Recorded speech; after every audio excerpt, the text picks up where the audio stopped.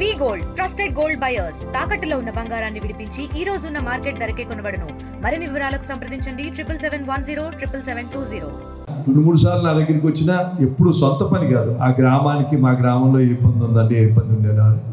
అలాగే నాయుడు గారికి కొంచెం నడువు నొప్పి అదే ఇబ్బంది ఉన్నా మరి ఇప్పుడు అంటే కాదు శ్రీమన్నారాయణ కోసం మనం తప్పకుండా వెళ్ళాలి, ఇన్నేళ్ళు మనతో ఉన్నాడు వెళ్ళాలి అని ఆ కార్యక్రమం ఇలా అవసరం జరిగింది. నాకు ఇంకా గుర్తు, ఒక 8-9 ఏళ్ళ నాడు నాయుడు గారు లేట్ నైట్ ఫోన్ చేసి చూడు శ్రీమన్నారాయణ బాగాలేదంట అంటే నేను ఇమీడియట్గా హాస్పిటల్కి వెళ్ళా. డాక్టర్లు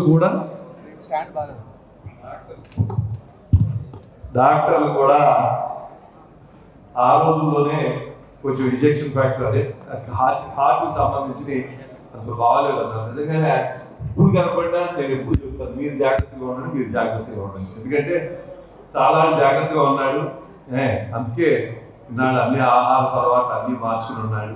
అట్లాంటి మంచి వ్యక్తికి వాళ్ళ ఆత్మీయ సమావేశానికి వచ్చిన మీ అందరికీ నిజంగా మంచి వాళ్ళని మనం గౌరవిస్తే, మంచి చేస్తే సమాజం మనం ఇలా గౌరవిస్తున్నాను. లేకపోతే పెద్దలు వెంకయ్యనాయుడు గారు అలాగే ఎమ్మెల్యే బోడి ప్రసాద్ ఇంతమంది పూర్వపు స్నేహితులు ఉన్నారు. నాయుడు గారు కూడా ఎప్పుడు చెబుతారు ఆయన జీవితంలో ఆయన బలం ఉండే, ఒకటి నమ్మిన సిద్ధాంతం, 2 స్నేహితులు. ఆ స్నేహితుల్లో చాలా మంది ఉన్నారు. నాకన్నా సీనియర్, నాకు 78 నుంచే అయ్యొక్క 22, నాకు 47 ఏళ్ళు నాయుడు గారితో స్నేహం, 56 ఏళ్ళు స్నేహం.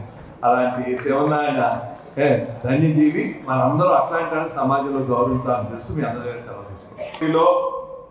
అధికారం లేకపోయినా ఏ పదవి ఆశించకుండా మరి ఇన్ని సంవత్సరాలు ఆ బీజేపీలోనే ఉండి బీజేపీ శ్రీమన్నారాయణ గారుగా మరి ఉన్నారు అని అంటే నిజంగా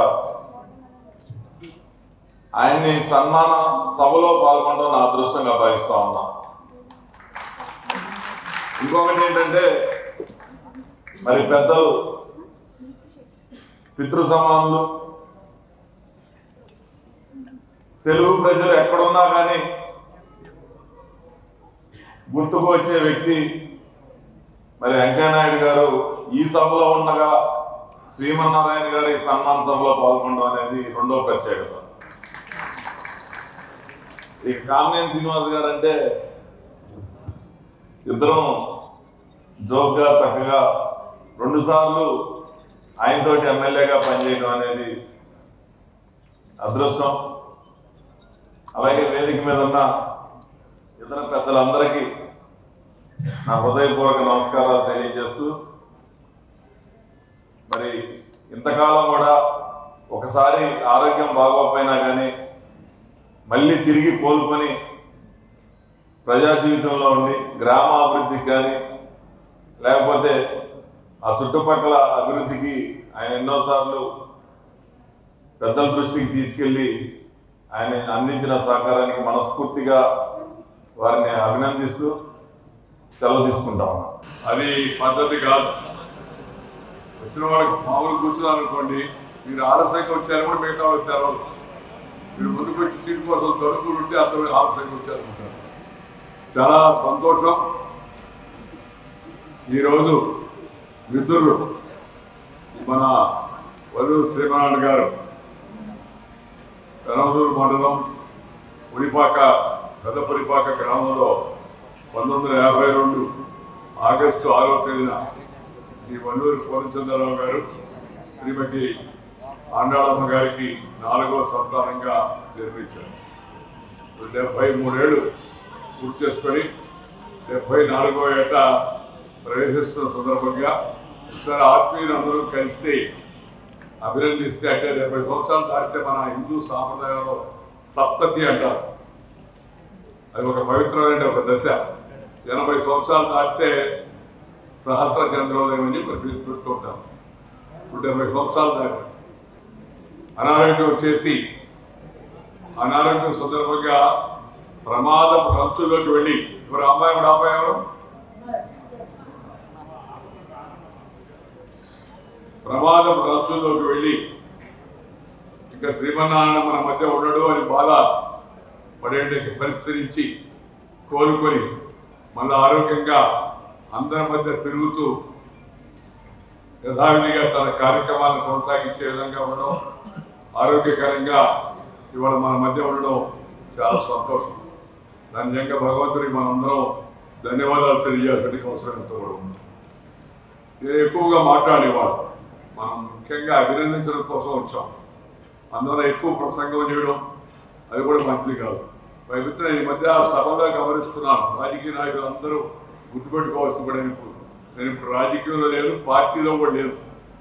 నా మనసంతా బీజేపీ అభిమానం ఉంది, కానీ దేశ ఉపరాష్ట్రపతి అయిన తర్వాత రాజ్యాంగ పదవిలో చేరాను కాబట్టి రాజకీయంలో ఉండకూడదని నిర్ణయించుకొని ఒక మంచి సాంప్రదాయం ప్రకారం పార్టీకి రాజీనామా ఇచ్చి రాజకీయాలకు దూరంగా ఉంటున్నాను. దేశంలో ఉండే రాజకీయాలు, రాష్ట్రంలో జరిగే పరిణామాలు లేదా వివిధ విషయాలపైన బహిరంగంగా అక్కడ వ్యాఖ్యానం చేస్తున్నాను. పార్టీల అంతర్గత విషయాల గురించి కాదు. పార్టీలు ఎలా నడవాలి, రాజకీయ నాయకులు ఎలా నడవాలి, కొంతమంది ఎలా నడుస్తూ ఉన్నారు, ఇది సమాజానికి మంచిది కాదు, ఇలాంటి విషయాలు చెప్తున్నాను. దాంతోపాటు కాలేజీలు, యూనివర్సిటీలు, ఐఐటీలు, రైతు సంఘాలు, సాంస్కృతిక సంఘాలు అలాంటి వాళ్ళు పిలిచేట ఆ సమావేశాలకు వెళుతూ ఉన్నాను. వాళ్ళకి నా అనుభవం జోడించి కొన్ని మాటలు వాళ్ళకి చెప్తూ ఉన్నాను. ఈరోజు ముఖ్యంగా ఈ సందర్భంగా నేను చెప్పదలుచుకున్న రెండే విషయాలు మనందరూ గుర్తుపెడుతూ. ఒకటి, కార్యకర్త అంటే ఎలా ఉండాలి. ఏ పార్టీ అయినా కార్యకర్త అంటే కార్యాన్ని చేసేవాడు, దానికి కర్త. అలాంటి వాడు రాజకీయాల్లో ఉన్నప్పుడు ముఖ్యంగా సామాజిక కార్యకర్తలే కాదు, రాజకీయాల్లో ఉండేవాడు ముఖ్యంగా ఇతరులకు ఆదర్శంగా ఉండాలి, క్రమశిక్షణతో ఉండాలి, నమ్మిన ధ్యేయం కోసం పనిచేయాలి, తాను నమ్మిన సిద్ధాంతం కోసం అని చెప్పని తన జీవితాన్ని అర్పించే విధంగా పనిచేస్తూ ఉండాలి. పార్టీ ఏమి చెప్పినా, చిన్న పనైనా పెద్ద పనైనా దాన్ని తప్పనిసరిగా కూర్చా తప్పకుండా ఆచరిస్తున్నారు. నేను రాజకీయాల్లో చేరినప్పుడు నా వయసు చాలా తక్కువ. వాజ్పేయి గారు నెల్లూరు వస్తున్నారంటే మైక్లో ఈరోజు సాయంత్రం వాజ్పేయి గారు నెల్లూరు టౌన్ హాల్లో లేకపోతే కోపట్టు మైదానంలో బహిరంగ సభ ఉంది, అక్కడికి వస్తారు, మీరు అందరూ రాయండి అని మైక్లో అనౌన్స్మెంట్ చేసేవాడు నేను జట్కా బండిలో. అప్పుడు ఆటో వెళ్ళిపోయే శక్తి కూడా పార్టీకి లేదు. జట్కా బండిలో తిరిగి వాజ్పేయి గారు, అద్వానీ గారు, సుందర్ సింగ్ భండారీ గారు, నానాజీ దేశ్ముఖ్ గారు ఇలాంటి మహనీయులు వస్తుంటే వాళ్ళ గురించి మైక్లో అనౌన్స్మెంట్ చేసేవాడిని. కాలేజీలో యూనియన్ ప్రెసిడెంట్గా ఉన్నా రాత్రి పూట ఖాళీ దొరికితే గోడల మీద పార్టీ గురించి రాసేవాడు. నా అక్షరాలు ఒక్కోసారి నాకే అర్థమయ్యాయి. అలా ఉండే మొదట్లో అక్షరాలు, మాటలు పొందిగ్గా ఉన్న అక్షరాలు అంత అందంగా ఉండేవి కాదు.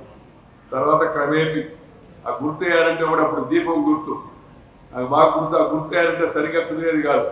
నాకు ఎవరో చెప్పాడు, ఆ ముసలోళ్ళు దగ్గినప్పుడు కింద పెడతారు చిన్న దాన్ని ఏమంటారు, ఒక మన వెదురు వాటితో తయారు చేసి దాన్ని పెట్టేవాడు పక్కన. అలా ఉందరా బొమ్మాది దీపంలాగా లేదనేవాడు మొదట్లో. ఆ నిదానంగా అది కూడా అలవాటు కావడంతో దీపంలాగా వచ్చింది.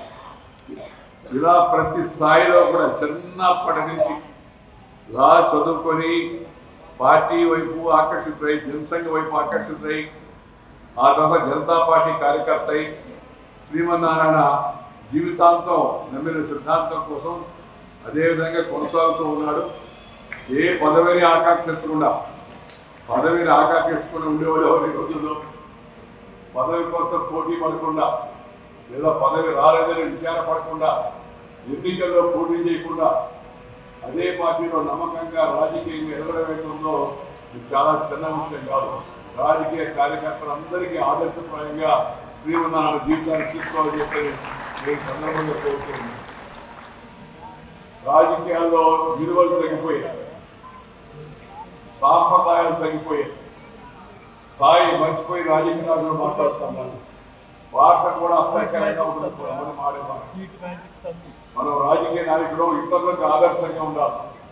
మాట్లాడేటప్పుడు, నడిచేటప్పుడు, చూసేటప్పుడు, చేసేటప్పుడు ఎప్పుడైనా సరే ఒక పద్ధతి, ఎందుకంటే మనం చూసి ఇతరులు నేర్చుకోవాలి, ఆదర్శప్రాయంగా ఉండాలి. అందువల్ల మన ప్రవర్తన ఏంటనేది మన నాయకుల నుంచి మనం తెలుసుకోవాలి. కలిసి పలకరించుకొని కలిసి భోజనం చేస్తే బాగుంటుందని ఈ కార్యక్రమం ఏర్పాటు చేశారు.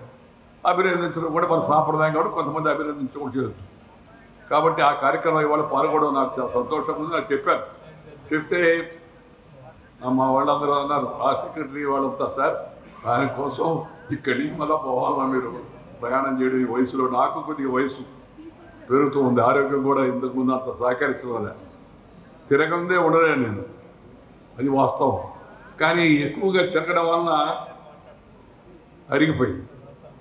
ఎక్కువగా నడువు నొప్పి రావడం లేదా ఇతర చిన్న సమస్యలు వస్తున్నాయి. 76 వయసేమో, 90 ఏళ్ళకి సరిపడి తిరిగేశాను చిన్నప్పటి నుంచి. అందువల్ల దాని ప్రభావం వాళ్ళ శరీరం పైన కనబడుతూ ఉంది, కొంత ఇబ్బందిగా ఉంది. ఉన్నప్పటికీ కూడా శ్రీమన్నారాయణ మీద అభిమానంతో తప్పనిసరిగా వెళ్ళాలి, శ్రీమన్నారాయణ అభినందన కార్యక్రమంలో పాల్గొనే ఉద్దేశంతో కేవలం దానికోసమే నేను వచ్చా. నేను వస్తున్నానని తెలిసి మిగతా వాళ్ళు వేరే కార్యక్రమాలు కాలేజీ వాళ్ళు ఒక కాన్వకేషన్ కావాలంటే సరే దాన్ని కూడా ఒప్పుకున్నాను. అది చూసుకొని పోదామని చెప్పని ముఖ్యత ఇచ్చాను. శ్రీమన్నారాయణ పార్టీలో సహచరుడిగానే కాకుండా మిత్రుడిగా ఉంటూ ఎప్పుడు తనలో నాలుగుగా చెప్పిన మాట అని చెప్తే దాన్ని ఆచరిస్తూ మిగతా మిత్రులందరూ కుమారస్వామి ఇప్పుడు అంతా టీం అంతా చూస్తారు. ఇప్పుడు పార్టీలో ఉన్నవాళ్ళు ఇప్పుడు కొత్త అధ్యక్షుడు కూడా ఈ జిల్లా అధ్యక్షుడు శ్రీరామే, ఆ జిల్లాకి అధ్యక్షుడు ఇద్దరు శ్రీరాములు అధ్యక్షుడు అయ్యారని ఇప్పుడు ఇందాక పరిచయం చేసుకున్నారు వాళ్ళు. అలాగే అటు శ్యామ్ కిషోరు, లక్ష్మీపతి అధ్యక్షుడు లక్ష్మీపతి, అందరూ అభిమానించేయండి. ఇక్కడ డాక్టర్ శ్రీనివాస్ గారు, శాసనసభ్యుడు బోడే ప్రసాద్ గారు, మన స్థానిక నియోజకవర్గం కాబట్టి. అలాగే ఇతర పెద్దలందరూ కూడా కలిసి ఈ కార్యక్రమంలో పాల్గొనడం చాలా సంతోషం. శ్రీమన్నారాయణ నువ్వు ఇంకా దీర్ఘకాలం ఆరోగ్యంగా జీవించాలని నేను పంతులకు చెప్పా. దీర్ఘాయుష్ అంటే కేవలం దీర్ఘాయుష్ ఉంటాయా, దీర్ఘాయుష్తో పాటు ఆరోగ్యంగా ఆనందంగా ఉండాలి.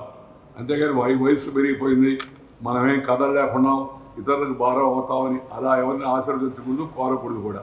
అందుకని ఆశీర్వదించేటప్పుడు అందరూ చెప్తున్నా నేను, ఆశీర్వాదం ఆరోగ్యంగా ఉండండి అని దీవించండి అని చెప్పి. మామూలుగా ఏం దీవిస్తారు, దీర్ఘాయుష్మాన్ భవ నీకు అని చెప్తారు, ఐశ్వర్యాన్ భవ అంటే బాగా నీకు డబ్బులు బాగా కావాలని.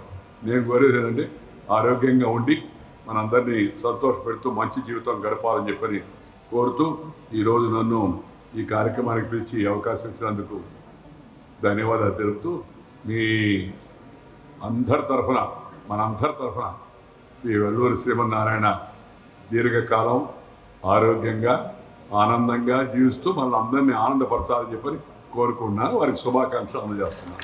తెలుగులో న్యూస్ కి ఫాస్టెస్ట్ యాప్ ఇప్పుడు టోటల్లీ న్యూ అవతార్లో జస్ట్ 5 seconds లో కంప్లీట్ న్యూస్, సోషల్ మీడియాలో ట్రెండ్స్ కి one stop solution, live TV app, voice search option తో ఇప్పుడే డౌన్లోడ్ చేయండి లేదా అప్డేట్ అయిపోండి.